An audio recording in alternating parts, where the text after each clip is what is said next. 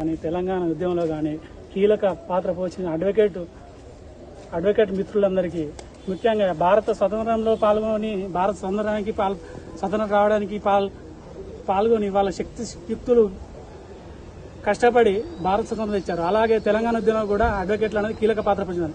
అటువంటి అడ్వకేట్ల మీద ఘోరంగా ఏమైన చర్యగా ప్రతి ఒక్కరు క్లయింట్లు కానీ మిగతా కేసులు ఒక క్లయింట్కు ఆపద వస్తే ఆదుకున్నందుకు కూడా దాడులు జరుగుతున్నాయి. ఇటువంటి దాడులు జరగకుండా కేంద్ర ప్రభుత్వమే కానీ రాష్ట్ర ప్రభుత్వాలే కానీ కంపల్సరీ అడ్వకేట్ ప్రొటెక్షన్ యాక్ట్ తీసుకొస్తే ఈ అడ్వకేట్లకు కొంచెం ప్రొటెక్షన్ ఉంటుంది. ఎందుకంటే కొన్ని క్రిమినల్ కేసు కానీ కొన్ని ఘోరమైన క్రిమినల్స్ కానీ కొంతమంది క్రిమినల్ కాకుండా కానీ క్రిమినల్ కేసుల నుంచి కొంతమంది న్యాయం కోసం కొట్లాడి అడ్వకేట్లకు ఘోరమైన చర్యగా చేస్తారు క్రిమినల్స్.